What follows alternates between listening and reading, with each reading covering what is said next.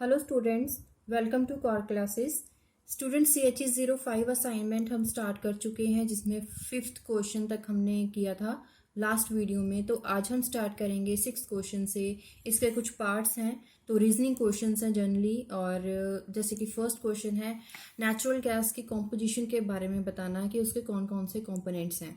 तो natural gas में methane है ज़्यादा मेजर, मतलब अबंडेंट परसेंटेज में। इथेन है और बाकी यहाँ पे 10% इथेन में है, तो टोटल 90% बन जाता है।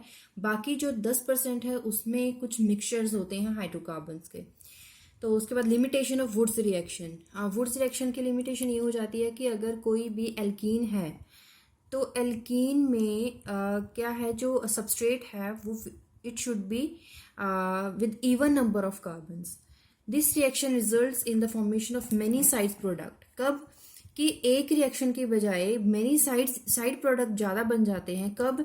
जब एल्कीन में इवन नंबर ऑफ कार्बन के बजाय ऑड नंबर ऑफ कार्बन वाला एल्केन यूज़ किया जाए, तो जो प्रोडक्ट है उसमें मेन प्रोडक्ट के बजाय साइड प्रोडक्ट ज़्यादा बन जाते हैं। Give any 2 reducing agents for reduction of alkyl halide. तो 2 बताने थे लेकिन हमने 3 लिख दिए हैं। आप 2 भी लिख सकते हैं, 3 भी लिख सकते हैं। बी पार्ट में रिएक्शन बतानी थी 1,5 डाई ब्रोमोपेंटेन। जब भी आप इसका स्ट्रक्चर बनाओगे तो इसके नीचे जरूर लिखें 1,5 डाई ब्रोमोपेंटेन। तो साइक्लोपेंटेन में चेंज करना है, मतलब कि साइक्लाइजेशन करनी है, तो जिंक मेटल के साथ रिएक्शन करवा देनी चाहिए। हेप्टेन टू टोलुइन, मतलब कि एलिफेटिक एल्केन से हमें एरोमेटिक कंपाउंड बनाना है। तो एरोमेटिसिटी कैसे बनेगी? अगर हम कैटलिस्ट प्लेटिनम और उसे हीट करेंगे। Draw orbital diagram of alkene. तो एल्कीन का ऑर्बिटल डायग्राम आपकी बुक में भी गिवन है, अदरवाइज आप लिख सकते हैं कि जो कार्बन है सिग्मा बॉन्ड और मल्टीपल पाई बॉन्ड्स के साथ सिचुएटेड रहता है, जिसमें sp2 हाइब्रिडाइजेशन होती है। और जो बॉन्ड एंगल और बॉन्ड लेंथ के बारे में आप सारे मेजरमेंट्स आपको देने चाहिए, क्योंकि ये आई थिंक 2 नंबर का क्वेश्चन है। तो B part Why alkanes are more stable, more soluble in water? Alkenes जो हैं वो सॉल्यूबल है वाटर में बाकी एल्कीन्स के कंपैरिजन। क्यों ऐसा क्यों है? क्योंकि दोनों में डिफरेंस क्या है? पाई इलेक्ट्रॉन्स का। तो जो वाटर में सॉल्युबिलिटी की बात करते हैं, तो वाटर में H2O, उसमें जो हाइड्रोजन है उसमें पार्शियल पॉजिटिव चार्ज होता है। तो पार्शियल पॉजिटिव चार्ज एल्कीन के इलेक्ट्रॉन्स जो है पाई इलेक्ट्रॉन्स के साथ अट्रैक्शन हो जाती है, जिसकी वजह से वो इजीली सॉल्युबल होते हैं। लेकिन ऐसी पाई इलेक्ट्रॉन्स एल्कीन्स में नहीं होते हैं। डिहाइड्रोहेलोजिनेशन बनानी है। डिहाइड्रोहेलोजिनेशन करनी है, मतलब कि डी का मतलब बाहर निकालना, हाइड्रोजन और हेलोजन दोनों को बाहर निकालना है। और किसके लिए? 1 ब्रोमोब्यूटेन। तो 1 ब्रोमोब्यूटेन का स्ट्रक्चर बनाएं। ठीक है, तो क्वेश्चन ये है कि अगर 1 ब्रोमोब्यूटेन यूज करते हैं तो डिहाइड्रोहेलोजिनेशन करवाते हैं तो क्या सिर्फ एक प्रोडक्ट मिलेगा? लेकिन अगर 2 ब्रोमोब्यूटेन यूज करते हैं तो मिक्सचर ऑफ 2 प्रोडक्ट्स मिलते हैं। ऐसा क्यों? क्योंकि अगर 1 ब्रोमोब्यूटेन लेते हैं तो उसमें आप अगर इसका मैकेनिज्म देखोगे तो यहाँ से अल्कोहल हेलोजन निकलेगा, एलिमिनेट होगा। तो यहाँ पे इस कार्बन के साथ सिर्फ एक कार्बन है, तो ज़्यादा से ज़्यादा वो प्राइमरी कार्बोकेटाइन बना पाएगा, जिसकी वजह से प्राइमरी कार्बोकेटाइन और एक ही प्रोडक्ट देगा। लेकिन इस केस में 2 ब्रोमोब्यूटेन के केस में ये जो कार्बन नंबर 2 है जिसके साथ हैलोजन एड अप है, तो इसे हैलोजन को एलिमिनेट करने के टाइम पे क्या होगा? ये जो कार्बन है दो कार्बन के साथ घिरा हुआ है, तो ये सेकेंडरी कार्बोकेटाइन बनाएगा। तो यहाँ पे जो एल्कीन बनेगी उसके पास 2 ऑप्शंस हैं। वो कार्बन नंबर 2 और 3 के बीच में भी एल्कीन बना सकता है, वहां कार्बन नंबर 1 और 2 के बीच में भी, जिसकी वजह से 2 प्रोडक्ट मिलती है। रीजन स्पेसिफिक रिएक्शंस का मतलब सीधा सीधा होता है कि अगर रीजन स्पेसिफिक कर दिया जाए। अगर अनसिमेट्रिकल एल्कीन्स में ये आपको रिएक्शन देखने को मिलेगी। अनसिमेट्रिकल एल्कीन जिसमें डबल बॉन्ड के दोनों साइड्स पे इक्वल नंबर ऑफ कार्बन्स ना हो, तो उसे अनसिमेट्रिकल एल्कीन्स बोलते हैं। तो अगर उसकी हेलोजिनेशन करवाओगे, हाइड्रोहेलोजिनेशन रिएक्शन करवाते हैं, तो उसमें एक प्रोडक्ट जो स्पेसिफिकली बनता है, but only product 2 bromobutane is produced. इस केस में ऐसी रिएक्शन को रीजन स्पेसिफिक रिएक्शंस बोलते हैं, जिसमें रीजन को स्पेसिफाई कर दिया जाए। 8th question, increasing order of basic strength के अकॉर्डिंग हमें इसे अरेंज करना है और रीजन बताना है। तीनों में क्या है, single bond, double bond, triple bond. और इनमें अगर आप बेसिक स्ट्रेंथ की बात करें तो आपको एस करेक्टर के बारे में सीधा सीधा बताना चाहिए। तो एस करेक्टर तीनों में कंपेयर करेंगे तो एस करेक्टर क्या है कि जो सिंगल बॉन्ड है, एल्केन्स हैं, तो उनमें sp3 हाइब्रिडाइजेशन होती है, तो एस करेक्टर इसमें कितना हो जाता है 25%, और बाकी का बचा हुआ पी करेक्टर बन जाता है। डबल बॉन्ड में 33.3% एस करेक्टर है और बाकी का पी करेक्टर है। एस पी में 50-50% होती है, क्योंकि एस पी आधा एस के पास होगा, आधा पी के पास। तो एस ऑर्बिटल जो होता है, आपको ये भी पता है कि जो एस ऑर्बिटल होता है वो न्यूक्लियस के ज़्यादा क्लोजर होता है as compared to p orbital. तो इसका मतलब क्या है कि जितना ज़्यादा एस करेक्टर होगा उतना ही ज़्यादा एस करेक्टर होगा, उतनी ही ज़्यादा वो इजीली प्रोटोनेशन के कर पाएगा या नहीं, क्योंकि एस करेक्टर मैक्सिमम होता है एल्किनाइड आयनाइन में, तो electron pair are least available for protonation. मतलब एस करेक्टर जिसमें ज़्यादा होगा, मतलब कि 50% सबसे ज़्यादा किसमें होगा, ट्रिपल बॉन्ड में। तो एस करेक्टर 50% है, तो इसका मतलब क्या है कि जो इलेक्ट्रॉन्स हैं वो इतनी इजीली अवेलेबल नहीं है कि वो उसकी प्रोटोनेशन हो सके। तो इसका मतलब क्या होगा, उतनी ही बेसिक स्ट्रेंथ कम होगी, क्योंकि बेस बनाने के लिए क्या होगा, प्रोटोनेशन होना जरूरी है। प्रोटोनेशन किसमें ज्यादा होगा, जिसमें एस करेक्टर कम होगा। Suggest a method for preparation of following compounds. Trans alkene from alkyne, मतलब कि ट्रिपल बॉन्ड से हमें डबल बॉन्ड प्रोडक्ट बनाना है, लेकिन ट्रांस प्रोडक्ट बनाना है, तो उसके लिए हमें हैलोजिनेशन करनी चाहिए।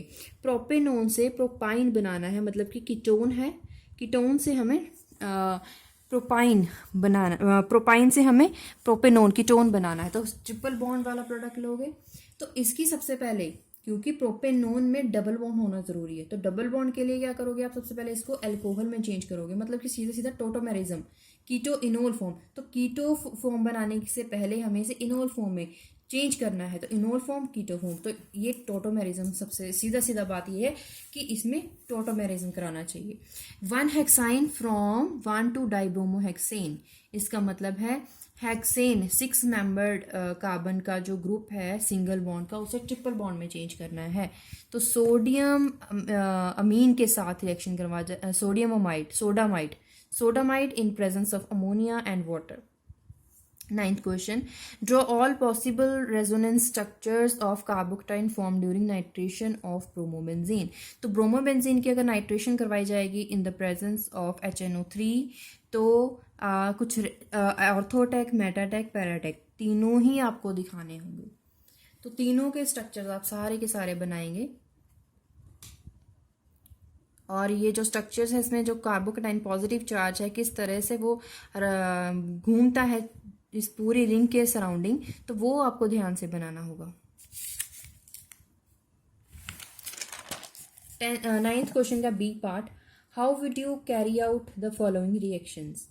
कैसे कन्वर्जन्स हैं, तो बेंजीन लेकर उसका बनाना क्या है, इथाइल बेंजीन। तो इसका मतलब क्या है, बेंजीन के ऊपर हमें एल्काइल ग्रुप लगाना है, तो ऑब्वियसली एल्काइलेशन करवा दी जाए। Conversion of nitration of naphthalene, naphthalene की नाइट्रेशन करनी है HNO3 प्लस सल्फ्यूरिक एसिड।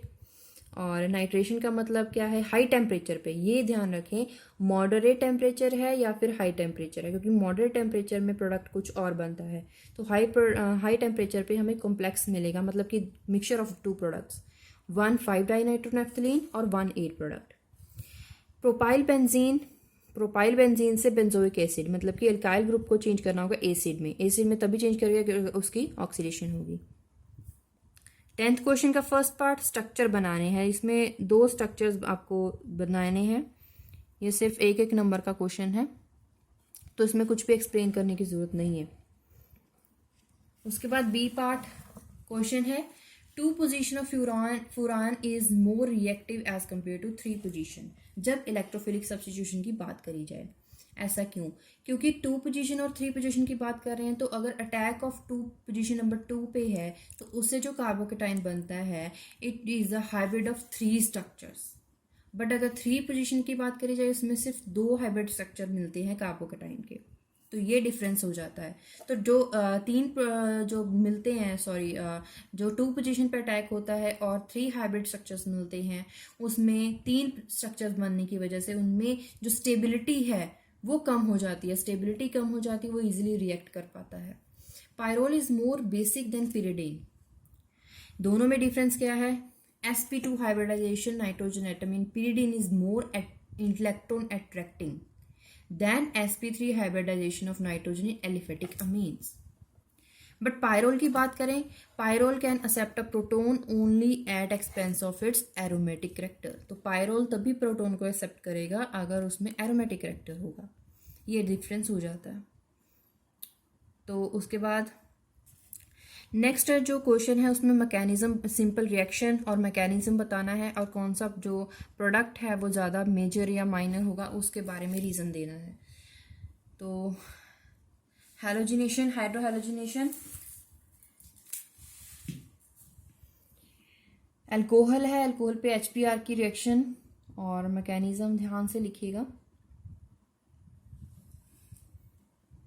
सबसे पहले OH ग्रुप के जो यहाँ पे वाटर H2O बनेगा, तो H2O फिर एलिमिनेट होगा, उससे सेकेंडरी कार्बोकेटाइन बनेगा। लेकिन इसको सेकेंडरी से टर्शियरी कार्बोकेटाइन में चेंज करने के बाद जो हैलोजन है उसकी एडिशन हो जाएगी जहाँ पे कार्बोकेटाइन होगा, क्योंकि हैलोजन तब उस पर ज़्यादा इजीली स्टेबिलिटी के साथ एडअप हो जाएगा अगर सेकेंडरी के बजाय टर्शियरी कार्बोकेटाइन हो, क्योंकि tertiary carbocation is more stable as compared to secondary one.